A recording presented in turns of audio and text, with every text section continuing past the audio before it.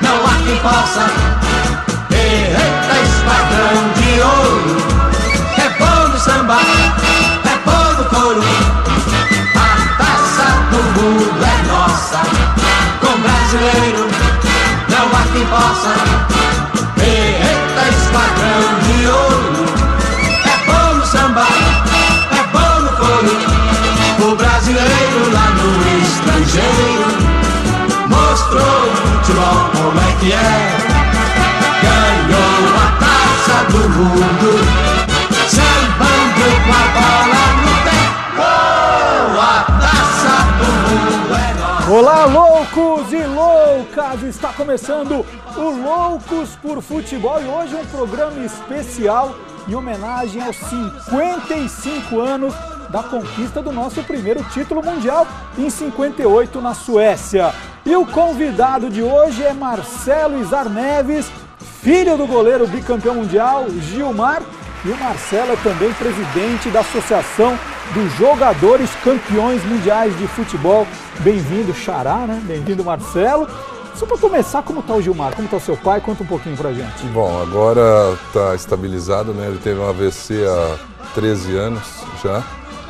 Ele ficou hemiplégico e graças a Deus a gente teve condição de dar um tratamento especial e hoje ele está estabilizado com 83 anos, seguindo em frente. Morando no Guarujá, né? Isso? Agora está morando em São Paulo de novo. São Paulo. Mais tranquilo, né? Mais seguro pra gente também, está morando em São Paulo. E a associação, você está comemorando quantos campeões mundiais inscritos na associação, Marcelo? Hoje a gente chegou ao número de 67 campeões mundiais filiados, num total hoje de 76 vivos, que para nós é uma grande vitória, né? E tivemos uma grande vitória agora, há um mês atrás, onde conseguimos a aposentadoria para todos os campeões mundiais de 58, 62 e 70. Um valor, primeiro, para reparar o erro, né, que foi feito por eles não serem reconhecidos como jogador, como profissão, portanto eles não eram regulamentados. Eles ganharam um prêmio agora um mês atrás e agora eles podem requerer o teto da Previdência extensivo às esposas para o resto da vida. Muito bem, então vamos falar bastante de Gilmar, da associação e da Copa de 58. E hoje eu vejo que todo mundo veio preparado. O Arsenal já Onde tá está Dudu Monsanto, atrás dessa pilha de livros? Copa de 58 é com você, Dudu?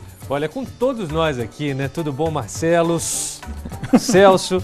Eu estou aqui nas mãos com a manchete esportiva que comemorava, né, o fim do ano de 58, o anuário de ouro com o Bellini na capa.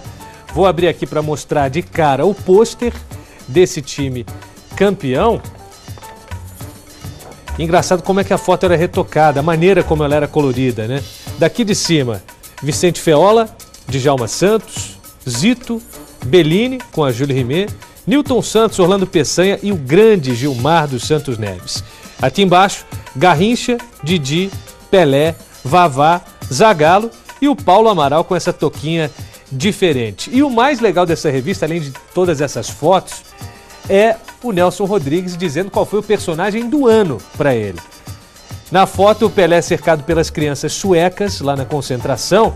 E eu vou ler só um trechinho aqui do que escreveu Nelson Rodrigues. Amigos, o meu personagem do ano tem de ser um jogador do Scratch que levantou o campeonato do mundo. E logo um nome me ocorre de uma maneira irresistível e fatal: Pelé. Olhem Pelé, examinem suas fotografias e caiam das nuvens. É de fato um menino, um garoto.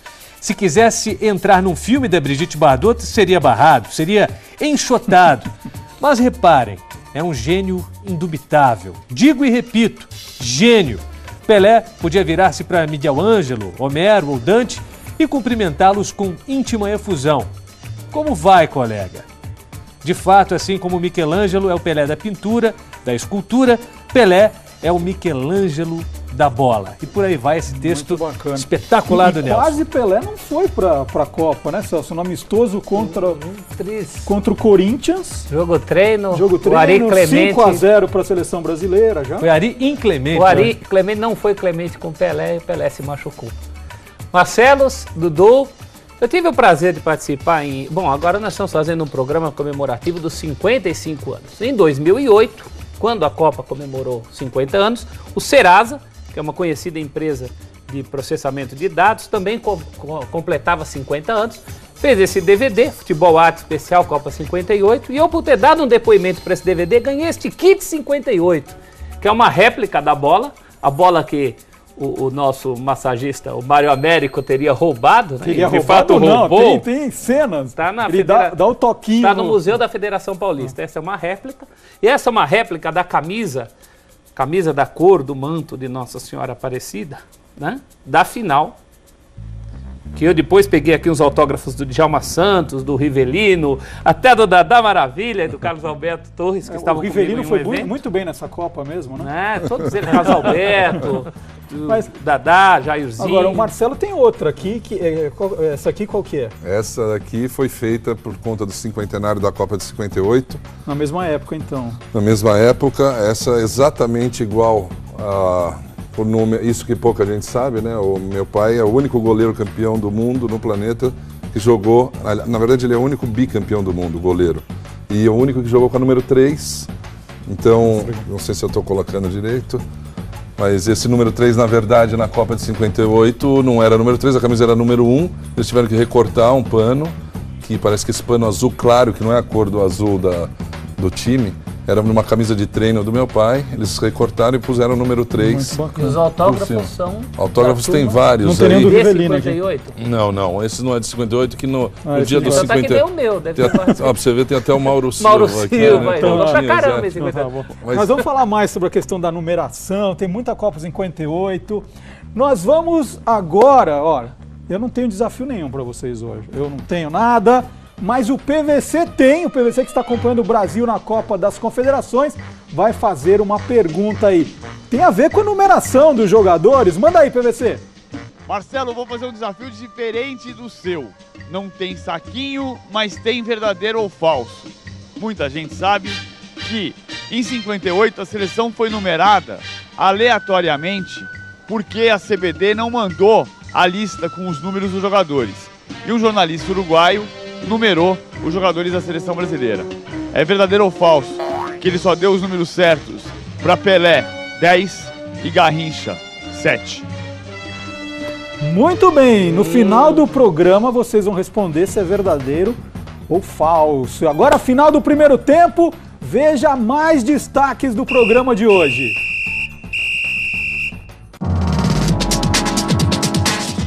No próximo bloco, na coluna de João Máximo, Gilmar dos Santos Neves, goleiro campeão do mundo em 1958 e um dos melhores da posição em todos os tempos. Inglaterra, País de Gales, Irlanda do Norte e Escócia. A participação dos países britânicos na Copa da Suécia.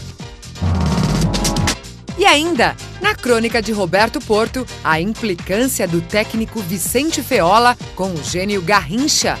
Loucos pro Futebol especial Copa de 58 volta já já.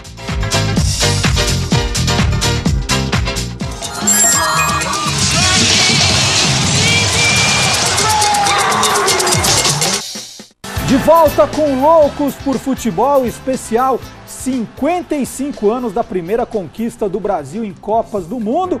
Hoje recebendo Marcelo Izar Neves, filho do grande goleiro Gilmar dos Santos Neves, um dos heróis da conquista de 58 e também de 62. O Marcelo é presidente da Associação dos Jogadores Campeões Mundiais de Futebol.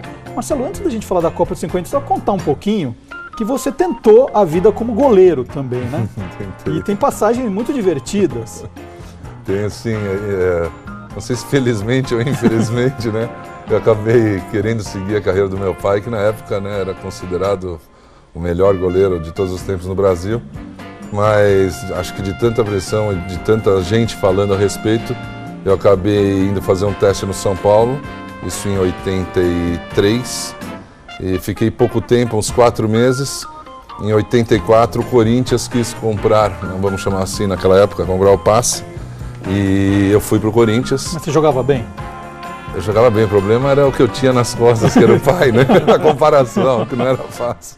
E aí no Corinthians, você teve a sua, vamos dizer, uma chance de ouro de ficar no banco de reservas na final do Campeonato Paulista de 84. Corinthians e Santos. Você era o 4º goleiro do Corinthians, então? Isso, na época era o Carlos, o Solito e o Solitinho. E aí vinha você. E aí vinha eu e tinha o Ronaldo, que depois veio a ser o grande goleiro do Corinthians. Que foi teu reserva. E ele nega, foi meu reserva.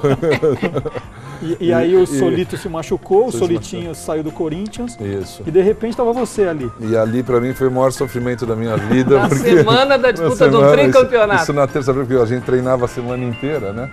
Primeiro você ser chamado para treinar com os profissionais, né? Depois saber que você vai ter que concentrar. Um desespero completo, né? Com 17 anos e você se imaginar jogando, saindo do gol contra um Serginho Chulapa na época, né? E o time do Santos, que era um grande time. Um estádio com mais de 100 mil pessoas. Mas não teve um momento ali que o Carlos meio que parecia que ia sair, se machucou? Eu acho que era 20, olha como fica na lembrança, 27 minutos do segundo tempo.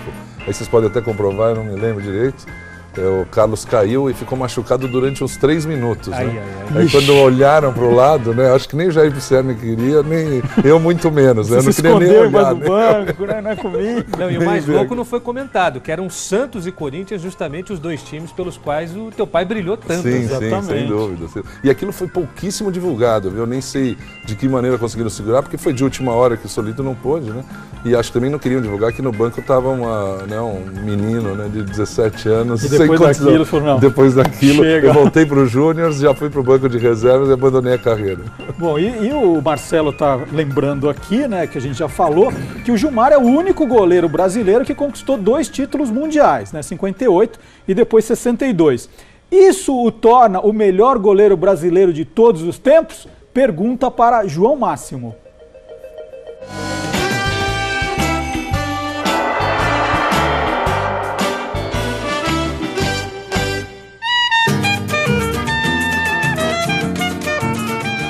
Falar em Gilmar dos Santos Neves, dá margem a uma discussão. Quem terá sido o maior goleiro brasileiro de todos os tempos?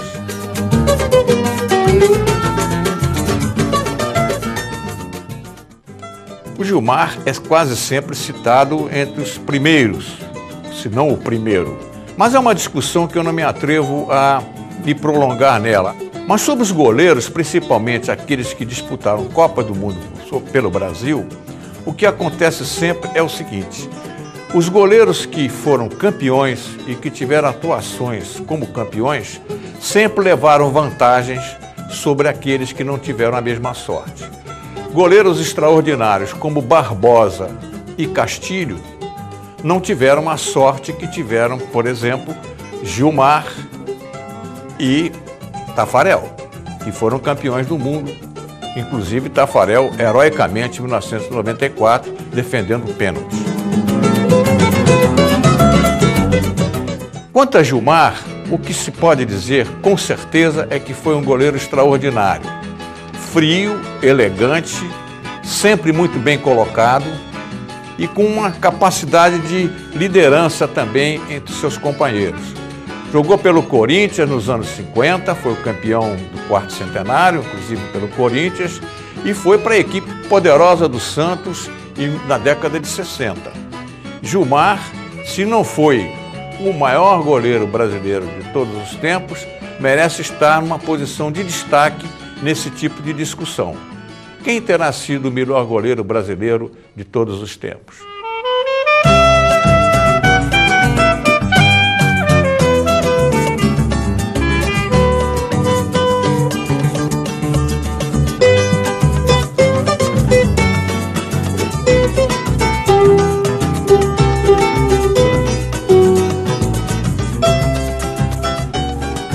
Para o Cleiton mostrar aqui aquela que talvez seja a mais antiga imagem do seu pai, Marcelo, porque é o seguinte: Gilmar era goleiro do Jabaquara, apesar do Jabaquara fazer um péssimo campeonato paulista em 50, Gilmar, um dos goleiros mais vazados, porque o Jabaquara fez uma péssima campanha. Ele vai para o Corinthians em 51 Diz uma lenda que ele foi pro Corinthians como refúgio de um rapaz chamado Ciciá, que é esse que está de paletó. Contrapeso da negociação com o Ciciá, né? Na verdade não foi bem assim. O Corinthians estava interessado no Ciciá e também tinha um goleiro chamado Bino, que era o titular, que era muito interessante pressioná-lo para que ele reformasse o contrato. Então o Gilmar veio junto com o Ciciá, mas não nessa condição de contrapeso que entrou para a história, tanto que está escrito aqui, ó, Ciciá e Gilmar, 2 jovens valores que defenderam as cores do Parque São Jorge nessa revista de 1951, o órgão oficial do Corinthians, já ele aqui, acho que na assinatura do contrato. Exatamente. Quando ele sai do Jabaquara para o Corinthians e depois se tornar o grande goleiro que todos nós conhecemos. E acho que, se não me engano, desculpa falar, o Ciciá acho que jogou um jogo só, né? O Ciciá jogou muito pouco no Corinthians e só foi aparecer no São Bento de Sorocaba. E o Gilmar, todo mundo sabe, vingou. Apesar de no começo da carreira no Corinthians ter tido problema de um jogo 7-3 para a Portuguesa, que aí foi afastado. Ele se recupera numa excursão à Suécia. Marcelo, eu não sei se você já teve a oportunidade de ver no YouTube. Sim. Foi recuperado aquele vídeo, parece muito seu pai jogando. E comemorando também, pulando, exatamente. E depois na festa. E durante a reportagem do João Máximo, você estava lembrando, ele é o único goleiro bicampeão do mundo, de todas as seleções do mundo. O Dudu lembrou aqui também, como campeão de clubes, mundial de clubes também. O único bicampeão. E nós, antes do programa, estávamos conversando de uma história muito engraçada, que no primeiro jogo da Copa de 58, o roupeiro da seleção brasileira esqueceu de trazer as joelheiras do seu pai, né? E o que aconteceu, Marcelo? Então, é que eu sempre digo que naquela época eles eram tão amigos, né? Mereciam realmente, né, ganhar o que ganharam. Que quando ele percebeu o erro, que ele foi pedir as joelheiras pro roupeiro, o roupeiro falou, olha, Gilmar, vou te contar uma coisa, eu esqueci as joelheiras. Agora o Dr. Paulo Machado de Carvalho, né, o chefe da delegação, vai me matar por conta disso, né? Porque também eram supersticiosos, né? Tinha tudo aquilo. Aí meu pai pegou e falou, não se preocupa que eu vou falar para todo mundo aqui no vestiário que eu decidi jogar sem joelheiras, que eu vou me sentir muito melhor para pular na bola, etc. Salvou a pele do roupeiro e, na verdade, nunca mais ele jogou de joelheira, porque ele se sentiu muito melhor mesmo em campo. E o Dudu tem uma foto maravilhosa aqui. Tenho 2 fotos aqui que eu quero mostrar. As 2 são de uma edição da revista O Cruzeiro de 62, mas que resgatam, né, o primeiro título mundial. Essa aqui é da volta olímpica no estádio Hassunda e é justamente o Gilmar que puxa a fila, ó. Ele vem com Zagallo, Garrincha, Newton Santos, essa é a volta Zito, olímpica Vavá. Com a bandeira da Suécia. Isso, no estádio Hassunda. E aqui a próxima foto, olha que linda. É o Gilmar desembarcando em São Paulo nos braços do povo, ó. Está cercado por vários policiais, carregado nos ombros aqui, e ao fundo toda a turma esperando a chegada, o desembarque dos demais jogadores. Ao lado aqui está o Vavá, recebendo o carinho da Miss Recife. É mole? Miss Pernambuco. Terra dele. Terra dele, onde o Brasil saiu de Estocolmo, parou em Lisboa, depois parou em Recife antes de chegar no Rio de Janeiro, que era a capital federal, né, para cerimônia com o Juscelino Kubitschek. Teu pai conta alguma história legal dessa comemoração? O que ele conta é que na época eu não era nascido, né? Nem em 58 nem em 62, mas meu irmão já era. E minha mãe estava esperando com meu irmão já há 3 dias, né? Para ele chegar de alguma maneira, porque ele ia parando, né? E ele conseguiu. Não chegava nunca. Daí ele conseguiu no final, ainda quando chegou em São Paulo, eles tiveram que passar num caminhão de bombeiros, me parece pela Brigadeiro Luiz Antônio. E era o primeiro apartamento dele, da minha mãe, era ali perto da Brigadeiro. A minha mãe conseguiu levar o meu irmão para ele tocar no meu irmão, passar a mão nele só, e continuou a carreata lá de bombeiros, eles só foram se ver no outro dia. Não é uma lembrança boa. E olha, já falamos ali do gol da seleção brasileira em 58, o PVC conta agora curiosidades sobre o setor defensivo desta Copa do Mundo. Parece que o Brasil sempre foi forte só por causa do seu ataque. E cada vez que tem zagueiros de muita qualidade, toma poucos gols, como tem acontecido nesta era Filipão, a gente acha que não é a tradição do futebol brasileiro. De fato, o Brasil muitas vezes tem o melhor ataque da Copa do Mundo. Campeão do mundo em 70 com o melhor ataque, em 50 vice-campeão do mundo com o melhor ataque. Mas a campanha do primeiro título mundial foi diferente. O Brasil foi campeão mundial com a melhor defesa. 4 gols sofridos apenas. 2 na semifinal para a França, 2 na decisão contra a Suécia. Sabe o que aquele time de 58 tem também? O primeiro 0-0 da história das Copas. Incrível, né? Com Pelé, Didi, com Garrincha. Pela primeira vez um jogo de Copa do Mundo terminou 0-0. Era a 6ª Copa do Mundo. E só na 6ª Copa do Mundo, 0-0. Aconteceu no segundo jogo do Brasil, na Suécia, contra a Inglaterra. Brasil 0, Inglaterra 0. O primeiro 0-0 da história das Copas do Mundo. Isso é curioso porque o 0-0 saiu depois de 116 partidas disputadas em Copas do Mundo. E essa Copa de 58, Marcelo, Celso e Dudu, tem muita curiosidade, né? Você mostrou a Jules Rimet, por exemplo, né? Jules Rimet que já foi a taça do mundo, né? Agora todo mundo conhece a nova, mas até 70 era a Jules Rimet que era disputada. E essa foi a primeira Copa disputada sem Jules Rimet. O presidente da FIFA havia morrido 2 anos antes. E aí, Dudu, tem o Bellini, capitão da seleção brasileira, que criou nessa Copa do Mundo um gesto hoje clássico, né? Ninguém imagina alguém recebendo uma Copa do Mundo sem erguê-la, né? E a história é aquela, o Bellini pegou a taça, segurou assim para todo mundo tirar foto, e os fotógrafos brasileiros amontoados, algum nanico ali do fundo falou, levanta mais, e aí ele ergueu, e aí esse gesto hoje é repetido por todos.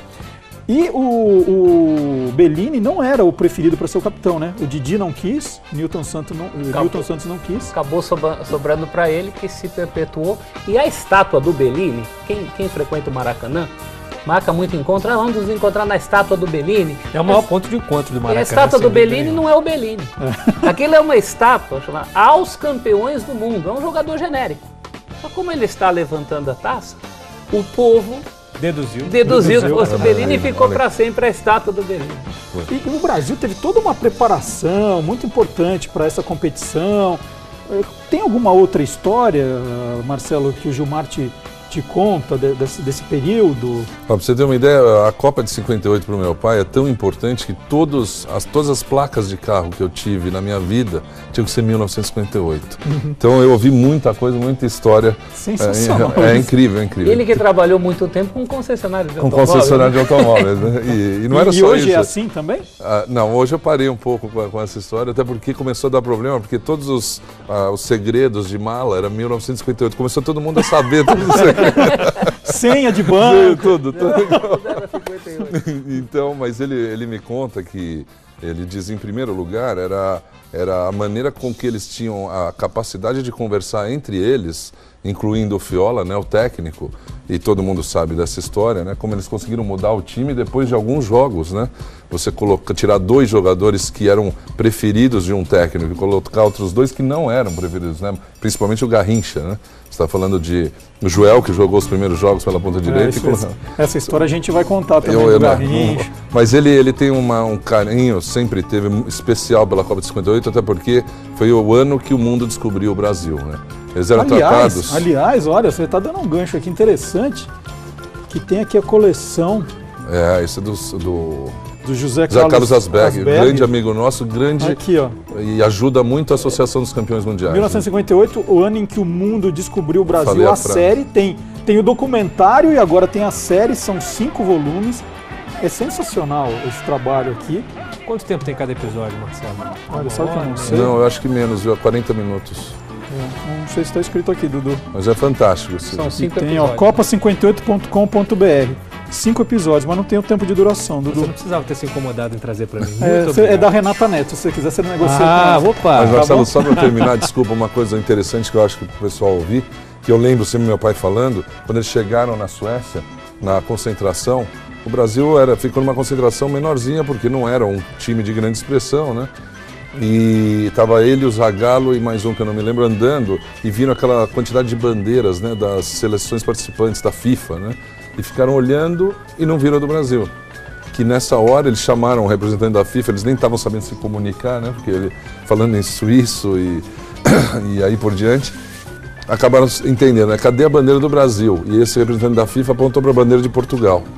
Para você ver que o que foi importante a Copa do Mundo de 58, além de outros benefícios, como grandes empresas suecas que iam abrir filiais no México, depois da conquista do Brasil lá, acabaram abrindo. A afirmação do país. Né? Sem dúvida nenhuma.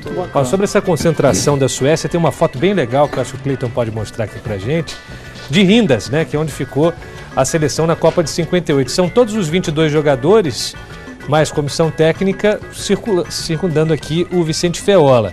Ó, da esquerda para a direita, Castilho, Djalma Santos, Orlando, Mazola, Zagallo, Joel, Garrincha, Didi, Zito, Pelé, Vavá, Dino Sani, Dessordi, Bellini, Pepe, Mauro, Mário Américo, Zósimo, Nilton Santos, Oreco, Dida, Moacir, Gilmar e na frente Vicente Ítalo Feola, o comandante do título de 58. E no livro do Rui Castro, Estrela Solitária, que tem um capítulo dedicado à Copa de 58, é um relato maravilhoso, diz que uma das coisas que o Brasil fez para se preparar, né, mandou um representante antes para a concentração e conseguiu que as 28 funcionárias que trabalhavam no hotel, entre camareiras, garçonetes e cozinheiras, fossem substituídas por homens durante esse período. Férias coletivas. Férias coletivas. Tem muita história legal da Copa de 58. E olha, nós falamos aí do 0-0 Brasil e Inglaterra. E uma pergunta sempre intrigou os loucos por futebol. Por que nos Jogos Olímpicos 4 países do Reino Unido competem juntos e nas Copas do Mundo eles jogam separadamente? Por quê, hein? A resposta é simples. É tudo uma questão de tradição. Isso porque os primeiros jogos de futebol entre seleções envolviam justamente Inglaterra, Escócia, País de Gales e Irlanda do Norte. O curioso é que somente na Suécia, em 1958, os 4 países participaram de uma mesma Copa do Mundo. Inglaterra, Escócia e Irlanda do Norte terminaram em primeiro lugar em seus respectivos grupos e garantiram as vagas. Já o País de Gales contou com uma dose extra de sorte para se classificar. Nas eliminatórias da Ásia e África, Turquia, Indonésia e Sudão se recusaram a enfrentar a seleção de Israel por questões políticas. A FIFA decidiu então que Israel deveria enfrentar uma seleção europeia entre as segundas colocadas, determinada por sorteio. A do País de Gales foi a escolhida. Os galeses venceram Israel no jogo de ida em Tel Aviv e no de volta em Cardiff. Como eram 4 equipes do Reino Unido, cada uma ficou em chave diferente na primeira fase. A Inglaterra caiu no grupo do Brasil e a partida terminou em 0-0. Nas quartas de final, os brasileiros enfrentaram quem? O País de Gales. Aos 25 minutos do segundo tempo, Pelé marcou o primeiro gol dele em Copas do Mundo. Entrou para a história também como o jogador mais jovem a fazer gol nas Copas. 17 anos e 239 dias.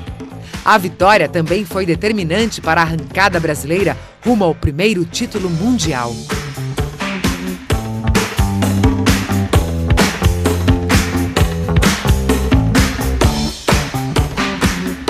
E mais curiosidades da participação dos países do Reino Unido na Copa de 58. Celso tem uma. Pois é, pela primeira vez 4 britânicos numa Copa. Isso abriu uma brecha para se fazer um sorteio dirigido. Está aqui a manchete esportiva de março de 58, com a matéria sobre o sorteio. Olha o sorteio aqui, que bonitinhas as meninas. 22 dias e 32 jogos de Copa do Mundo.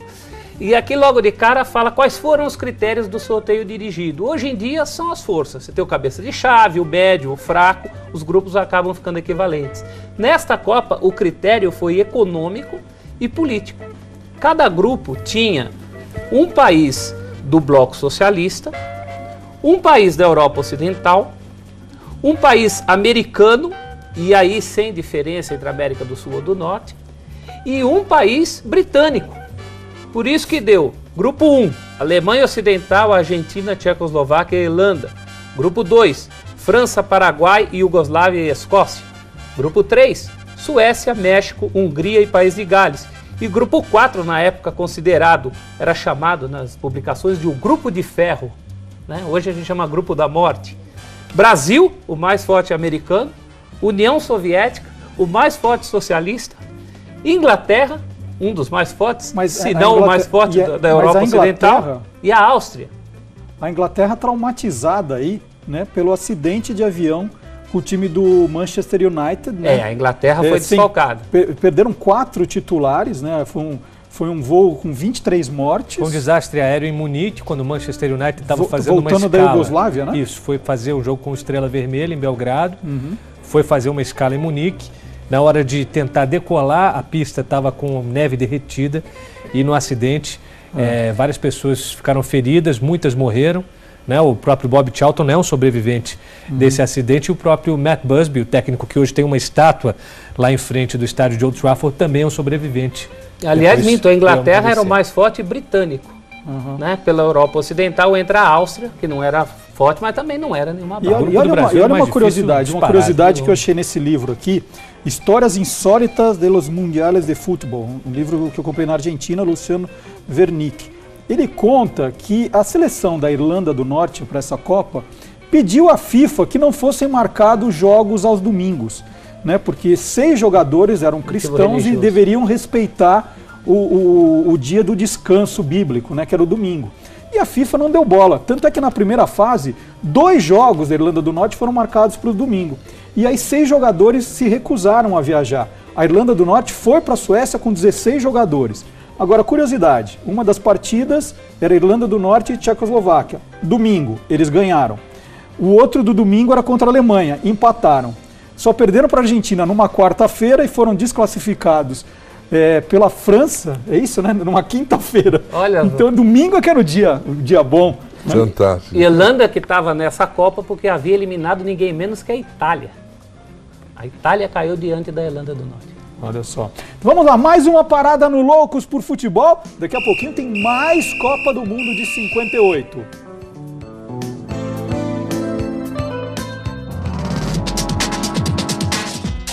Daqui a pouco, a resposta do desafio do PVC. É verdadeiro ou falso que ele só deu os números certos para Pelé, 10 e Garrincha, 7? Na crônica de Roberto Porto, a implicância do técnico Vicente Feola com o gênio Garrincha. Não saia daí, Loucos por Futebol especial Copa de 58 volta rapidinho.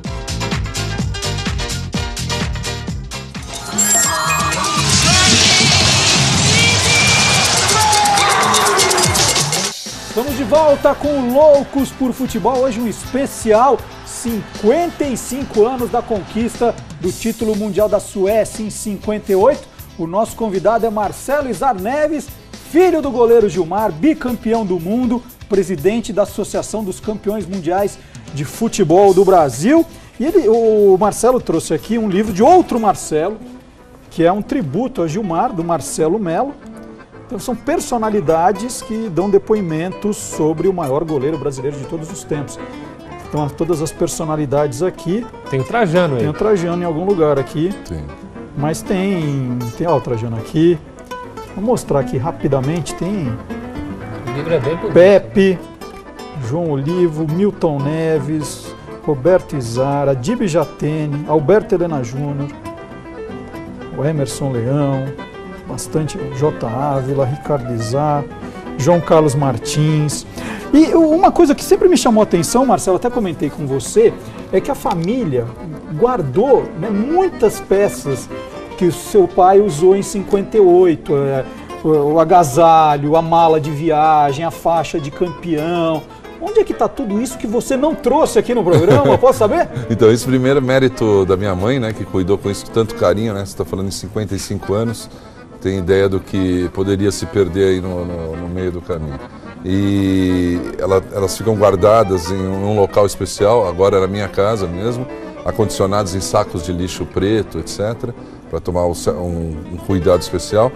E hoje, infelizmente, que eu ia trazer grandes peças aqui para vocês, estamos fazendo uma exposição nossa da Associação dos Campeões Mundiais, que chama-se A Pátria de Chuteiras. Ela está no Rio de Janeiro, em Furnas, momentaneamente aguardando para ser exposta, acredito que mais uns 10 dias. Por isso que eu não tenho as peças. Mas depois roda o Brasil? Depois a gente vai ver isso em outros Vocês vão portais? conseguir ver a partir de setembro. Nós estamos dentro do plano promocional da Copa, que essa exposição ela vai correr as 12 sedes e mais 12 cidades com mais de 250 mil habitantes. Então é só uma questão de tempo para aparecer aqui no programa. Não, Não se tranquilo. preocupe que é pauta. Não, e são muitas peças. Hoje vocês têm um acervo de quantas peças? Tranquilamente de pelo menos 300 peças ligadas à Copa do Mundo, Seleção Brasileira, e juntando os nossos parceiros, né, que um deles é o Paulo Gini, colecionador, cerca de 4.000 itens diferentes. Hoje é o maior acervo que existe no mundo. Fazer um monte de exposições ao mesmo tempo. Dá, mas o problema é que ela tem que ter uma curadoria, tem que ter uma história, né? E aí complica um pouquinho. Dá para você mesclar com os clubes da região, que eu acho muito bacana, entendeu? Não só seleção brasileira, porque daí complica bastante para a gente ter itens, por exemplo, como a camisa do Pelé. Só existem 7 verdadeiras. O Paulo Gini tem o quê? Umas 6. 6. E a principal dela, a principal ele vendeu, não foi isso? Eu não vendeu tô ou sabendo. comprou? Não, tem Não, uma ele no não Museu vende. do Futebol em São Ele Paulo. não vende. Tem uma no Museu do Não, ele Futebol. só compra, tem Só razão. compra. Caiu lá, é dele. Bom, nós falamos aqui, né? Você citou do seu pai falando de como os jogadores conseguiram mexer algumas peças da seleção brasileira durante a Copa. E o Garrincha era uma dessas pedras no sapato do treinador Vicente Feola. E depois se transformou em arma secreta. Quem conta essa história é Roberto Porto.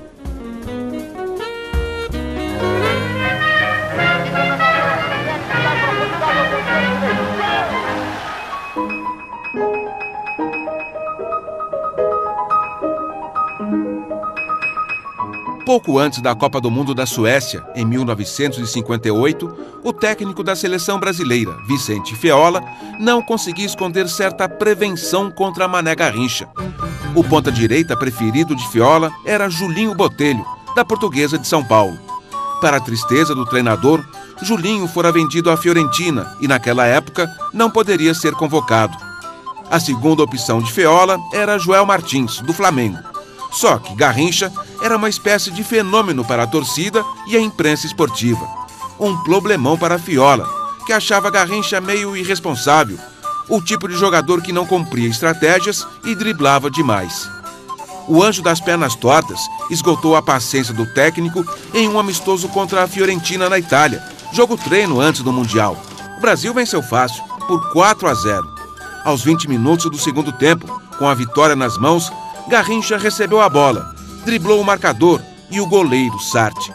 Teve a ousadia de dar outro drible no goleiro italiano antes de chutar para o fundo da rede. Na boca do túnel, Feola teve um ataque de raiva e decidiu escalar Joel Martins nos 2 primeiros jogos da Copa. O Brasil venceu a Áustria por 3-0 e empatou de 0-0 com a Inglaterra. A classificação para as quartas de final dependia de vitória sobre a União Soviética, dona de um time poderoso. Foi então que Nilton Santos e Didi, parceiros de time acostumados à rebeldia de Garrincha, convenceram Feola a escalar o ponteiro do Botafogo. Garrincha não fez nenhum gol, nem precisava. Mandou bola na trave e aprontou um verdadeiro carnaval no estádio de Gotemburgo, deixando para Vavá a tarefa de definir o placar de 2-0 para o Brasil. Daí em diante, Garrincha acabou com a teimosia do treinador brasileiro e tornou-se titular absoluto da seleção. Para desespero de galeses, franceses e suecos, incapazes de resistir ao time que, além de Pelé, tinha o endiabrado e imarcável anjo das pernas tortas.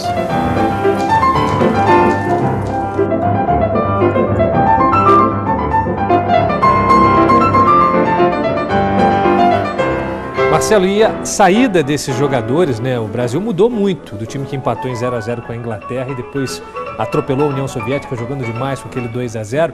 Essa mudança teve muito a ver com a postura dos líderes desse time dentro de campo. Eu estou aqui com o livro Minha Bola, Minha Vida, do Nilton Santos, em que ele fala sobre como aconteceu essa mudança na seleção brasileira. Ele fala o seguinte: com a liberdade que nos davam, resolvemos nos reunir com a comissão e colocar que aquele não era o time ideal.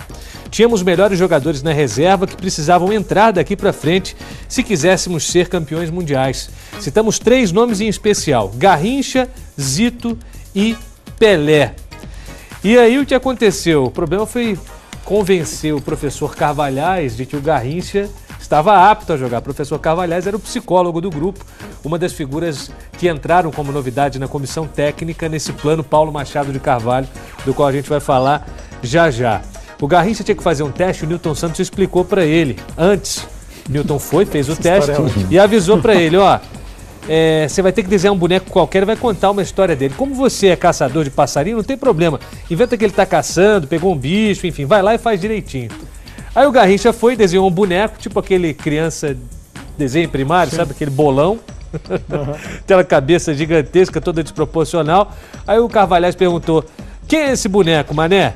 O Mané olhou e falou, parece Quarentinha. Aquele jogador do Botafogo que era cabeçudo. O professor saiu e falou pra ele, Nilton, não tem jeito não, o homem é horrível, não vai passar nunca e não posso liberá-lo pra escalação. Mas na lábia, os jogadores conseguiram convencer. Exemplo do que conta aqui o Didi, em outro livro que é excepcional para quem quiser saber mais sobre Copa de 58 e sobre um dos grandes jogadores que o Brasil já teve. Didi, o gênio da folha seca, o livro é do Pérez Ribeiro e tem prefácio de ninguém mais, ninguém menos que João Máximo. Conta aqui no livro o Didi. Ele fala o seguinte, ó, houve muita especulação sobre aquelas modificações. Acontece que eu, o Nilton, mais o Bellini e o resto do pessoal do Rio, sabíamos que o Mané tinha de entrar. Com ele, a gente abriria qualquer defesa europeia. Ele fala, até o Feola já tinha sido convencido, mas difícil mesmo foi dobrar o supervisor Carlos Nascimento. Mas como o nosso argumento era forte, eles acabaram cedendo. Até o Joel, que era o titular anterior, acabou dando uma mão para que essa mudança acontecesse. Um pouquinho do João Carvalhais, Celso. O Didi contava uma história sensacional do João Carvalhais, porque ele foi colocado como psicólogo justamente por causa daquela história que o brasileiro tremia e precisava de um embasamento mais científico. E o Didi, no dia da final, ele queria sentar no ônibus, que levava ali a delegação, no mesmo lugar que ele vinha sentando em todas as vezes que eles estavam indo para os jogos. E quem estava sentado no lugar dele? Justamente o João Carvalhais. E aí disse que o Didi ficou, como é que eu vou explicar para o psicólogo que é importante para mim sentar no mesmo lugar? Falou, justo o psicólogo, ele vai dizer que eu sou um supersticioso, que é uma bobagem. Aí depois de hesitar muito, o Didi resolveu falar, doutor, me desculpe, mas esse lugar em que o senhor está sentado, diz que o João Carvalhais nem deixou ele terminar, olhou para ele e falou, pelo amor de Deus, meu craque, o lugar é seu. Lembrou. Ô, Marcelo. Tem alguma história, Marcelo, dessa questão dos testes psicológicos, alguma coisa? Eu me lembro dessa que vocês falaram e também me lembro de outra pessoa que meu pai comentava muito, que era o dentista, né, da seleção, que era o Mário Trigo, né, Dr. Mário Trigo, que também foi uma figura marcante pelo que eu ouvi ele falando, além, obviamente, de toda a comissão técnica, que era fantástica, preparada pelo Paulo Machado. Os marmanjos morriam de medo de passar ali pelo Dr. Mário Trigo, né? Sim, disse que ele era terrível, porque parece que todo o problema que eles tinham físico era no dente, né? E ele saía arrancando o dente de todo mundo. Né? Era um grande piadista também, né? Eu vou pedir pro Cleiton mostrar uma coisa aqui, esse álbum de figurinhas. O Cleiton já vai, vamos só fazer a geladeira aqui que você tem. Vamos. Que time, que Brasil e... Eu separei o time do Brasil que enfrentou a União Soviética, né? Que para mim é o jogo que faz aquela seleção decolar de vez com as entradas do Pelé e do Garrincha. No gol, Gilmar dos Santos Neves. Na defesa, lateral pela direita o Dessordi, que não jogaria a final, seria substituído pelo Djalma Santos. E daqui para frente é o time que jogou até a final. Bellini, Orlando Peçanha, a dupla que jogava junta no Vasco, e Nilton Santos, a enciclopédia do futebol. No meio, Zito e Didi, o Zito que ganhou a vaga do Dino Sani. Garrincha, que entrou no lugar do Joel, Vavá, Pelé, que ganhou a vaga do Dida, e o Zagallo, que era um ponta esquerda, mas que voltava para ajudar na marcação também, foi meio que pioneiro nesse tipo de compromisso, de participação tática na seleção brasileira. O povo, aquelas pessoas que a gente estava citando, que não são jogadores, foram tão importantes nesse álbum de figurinha aqui, Brasil campeão mundial 58, eles aparecem na capa aqui. Dr. Paulo Machado, Dr. Carvalhais, como médico psicólogo. Aqui atrás o Dr. Mário Trigo. Não, Mário Trigo não tá. Tá o Wilton Gosling, médico, e o Vicente Feola, técnico. Mostra a capa de novo. Brasil campeão mundial de futebol. Dar uma arrumadinha nisso, hein? Não dá mais. Isso já chegou assim. Olha, só pra gente contar a história, Marcelo, nós mostramos, o Celso mostrou aquela réplica da camisa de 58, né, e o Brasil vinha jogando de amarelo, e aí a Suécia jogava de amarelo, os dois foram se enfrentar na final, um dos dois não poderia jogar de amarelo, né? Houve um sorteio, né? A Suécia ganhou o direito de jogar de amarelo e aí o Brasil teve que rebolar para ir atrás da história de uma camisa azul. Aí os números foram recortados, como você mostrou, toda aquela confusão. É verdade aquela história de que o Dr. Paulo chegou todo feliz e deu a notícia: Deus está conosco, vamos jogar de azul, é o que eu queria, o cor do manto de Nossa Senhora? Isso é verdade ou não aquelas lendas que acabaram ficando? Não, isso é a pura verdade e foi a maneira que ele pensou, né, de deixar o grupo seguro, porque a maioria era supersticioso. Começou aquela história do 13, acho que vocês nem repararam, mas meu pai jogou com o 3 por cima do 1 e ele brincava com o Zagallo que ele começou com a história do 13, no final da Copa, né? Então, foi a maneira dele fazer com que o pessoal ficasse seguro, entrasse em campo seguro, porque até o azul não era para ser azul também, né? Porque foi a única camisa que eles encontraram lá na Suécia, né? E que, se não me engano, a marca era da Umbro, na época, né? Porque é uma das mais antigas que tem. Isso a gente estava conversando até com o pessoal do Atleta para ter a comprovação, mas quase todas as etiquetas das camisas originais sumiram com o tempo, né? Se desfizeram. Mas, de qualquer forma, houve todo esse procedimento. O Dr. Paulo entrou na concentração e falou: demos muita sorte, vamos jogar com o manto da Nossa Senhora, cor azul. E vamos para a resposta do nosso desafio de hoje. Eu preciso de uma canetinha emprestada. Você precisa de uma canetinha, vou pegar aqui para você. Hoje a gente põe um V ou um F aqui, o PVC é um V ou um F. Tá. Tem uma luzinha para o Marcelo aí também. O desafio do PVC era o seguinte: ele perguntou se é verdadeiro ou falso que na Copa de 58 Pelé usou a camisa 10 e o Garrincha a número 7. Foram os dois únicos jogadores que estavam com o número certo nas camisas. Verdadeiro ou falso? Verdadeiro ou falso? O Marcelo mostra aqui para o Cleiton. Falso, o Celso pôs falso, o Garrincha era o 11 e você, Dudu, colocou falso também. Vamos ver a resposta com o nosso PVC. Bom, eu perguntei se era verdadeiro ou falso que o jornalista uruguaio que numerou aleatoriamente a seleção brasileira só deu números certos para Pelé, 10, e para Garrincha, 7. O desafio é falso, porque Garrincha vestiu a camisa 11, como se fosse ponta esquerda, mas jogando pela direita na Copa do Mundo de 58. Pelé, sim, foi 10. E o resto, tudo aleatório. Por exemplo, Gilmar, o goleiro titular da seleção brasileira, vestiu a camisa número 3. Olha, nós temos aqui, ó, não é, PVC, 3 por cima do 1. Isso foi sensacional, da réplica aqui com o número 3. Vamos terminar esse programa especial então com uma última curiosidade da Copa de 58, Dudu.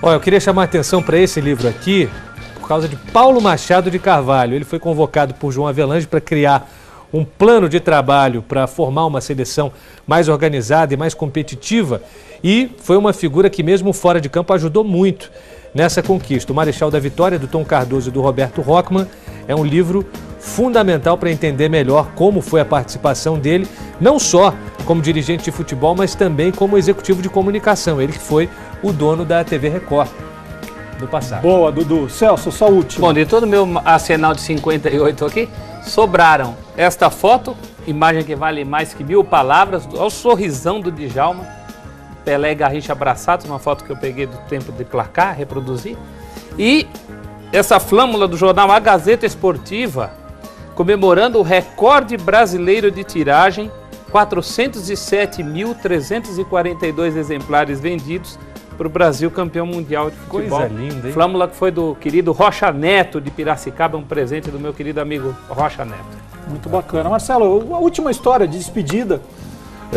Só comentar que é uma coisa também que me traz grandes lembranças, né, e muito orgulho do meu pai ter feito parte, né, dessa história, acho que de todos nós e de todos os brasileiros. E agradecer estar aqui com vocês, vocês sim são verdadeiras enciclopédias. E a gente está super feliz de estar aqui com vocês e saber hoje qual é a sua